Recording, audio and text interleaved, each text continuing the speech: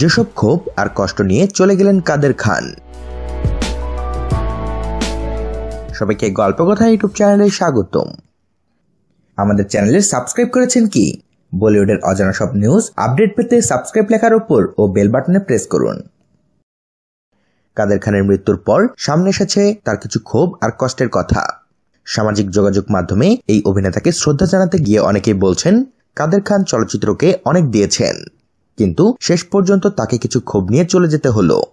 যে মুম্বাই তাকে এত যশ, খ্যাতি আর সম্মান দিয়েছে, মৃত্যুর আগে তিনি সেই শহরকে ত্যাগ করে চলে যান টরন্টোতে ছেলে সরফরাজ খানের কাছে।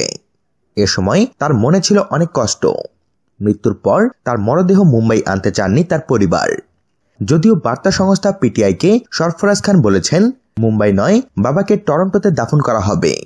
এখানে আমাদের পুরো পরিবার রয়েছে, আমরা সবাই এখানেই থাকি, তাই বাবার শেষ কাজও এখানেই হবে। কি সেই ক্ষোভ আর কষ্ট! হিন্দুস্তান টাইমসের এক প্রতিবেদন থেকে জানা গেছে, পদ্মশ্রীর সম্মাননার জন্য কাদের খানের নাম ছিল বিবেচনায়। তখন কাদের খানের অসুস্থতা ক্রমেই বাড়ছে, তাই আগ্রহীরা চেয়েছিলেন কাদের খানের জীবদ্দশায় যেন তাকে এই রাষ্ট্রীয় সম্মান দেওয়া হয়। খবরটি পৌঁছে গিয়েছিল কাদের খানের কাছেও। তখন তিনি এক সাক্ষাৎকারে বলেছিলেন, সরকার যদি মনে করে এই সম্মান পাওয়ার মতো কাজ আমি করেছি, তাহলে আমি তা পেতে পারি। তবে আমাকে যেন এই সম্মান দেওয়া হয়, এর জন্য এত মানুষ সরকারকে অনুরোধ করেছেন, তাদের ভালোবাসায় আমি মুগ্ধ। শেষ পর্যন্ত পদ্মশ্রী পাননি কাদের খান।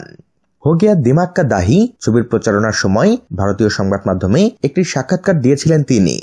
সেটাই ছিল তার শেষ সাক্ষাৎকার।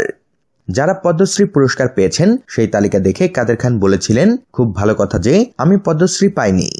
তবে তিনি আঙ্গুল তুলেছিলেন সংশ্লিষ্টদের সততার দিকে। ব্যাপারটি তিনি পরিষ্কার করে দিয়েছিলেন। বলেছিলেন, জীবনে কখনো চাটুকারিতা করিনি, ভবিষ্যতেও করব না। এখন যে অভিনেতাদের পদ্মশ্রী দেওয়া হচ্ছে তাদের দিলে আমার আর দরকার নেই। কাদের খান আরো বলেছিলেন, পুরস্কার জীবনে বড় কথা নয়, কিন্তু কাদের পুরস্কার দেওয়া হচ্ছে সেটা বড় কথা। আগে এ ধরনের পুরস্কারের জন্য প্রাপকদের বাছাই করা হতো সততার সঙ্গে, কিন্তু সেই দিন আর নেই। মানুষ এখন খুব বেশি স্বার্থপর, ঠিকমতো সম্মান দিতেও ভুলে গেছে। যারা এই বছর পদ্মশ্রী পেলেন তাদের মতো যোগ্যতা আমার নেই।